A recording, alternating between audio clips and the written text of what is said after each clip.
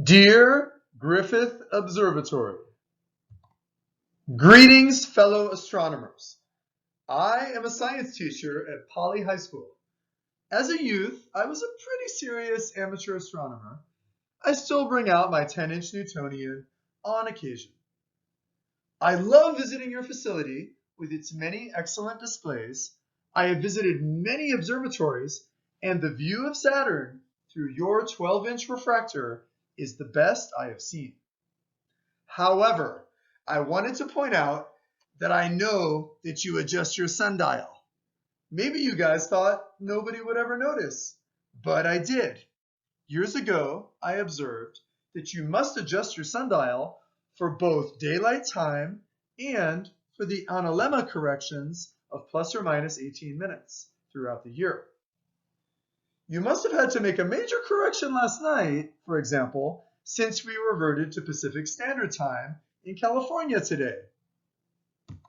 Do you do this because you grow tired of the many visitors asking why the sundial did not always match the time on their watch or phone? The problem with doing this is that you will lead many people to believe that determining precise time was an easy matter for ancient peoples. It was not quite so easy. I think a better way to handle this issue would be to place an analemma with an explanation on a plaque just north of the sundial. The second matter I wanted to mention is a rivalry we have. This might be a somewhat one-sided rivalry, since until now you were probably unaware of it. For many years, I have been telling my students, Poly High School has more Spectral lines bulbs than the Griffith Observatory. I base this statement on what you have shown in your displays over the years. Presumably, you don't just keep bulbs in your basement and never show them to visitors. At Poly, we have essentially every bulb it is possible to have, except for fluorine, which I deem too hazardous.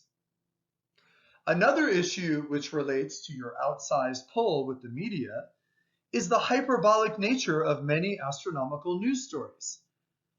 I think it is time we stop saying misleading things like supermoon or blue moon or the last time it will be this blank for the next blank years.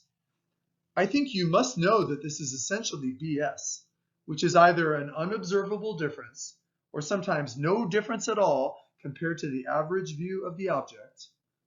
Does it really matter to an observer if the moon is a few arc minutes larger? Is it even noticeable? And even when a statement is technically true, it can still be highly misleading.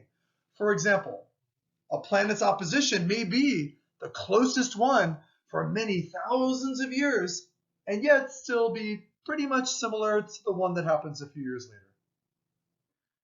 I think the publicity campaigns for astronomical events, while somewhat effective, have been way too tacky and insincere, resulting in a jaded populace. They won't believe the hype next time if it had been exaggerated last time. I'm sure you know what I mean about this. Some media coverage of astronomy is so unchecked that it is utterly useless. For example, in the early 2000s, the San Diego Union Tribune was very helpfully publishing the rising and setting times of all the planets in their newspaper. However, they clearly did not employ an astronomer since all of the times were wildly inaccurate, some by over 6 hours. This went on for many months.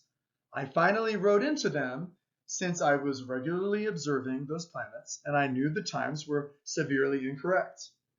They never responded to me directly.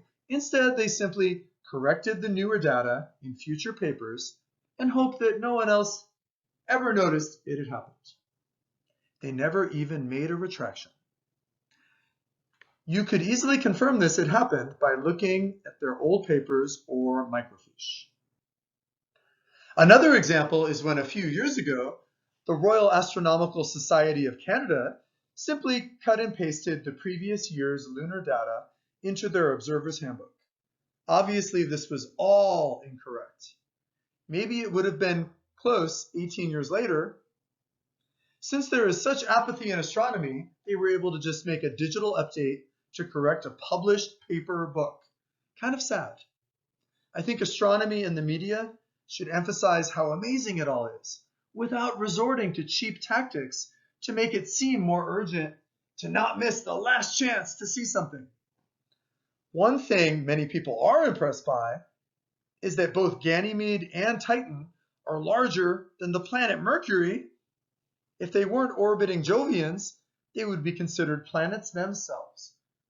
I'm just assuming you guys are on board with phasing out the outmoded term gas giants. If there are any, Saturn is the only one. It also seems unfair that Jovians get to include their atmospheres while measuring their radius or diameter, while we terrestrials and moons don't get to include our atmospheres.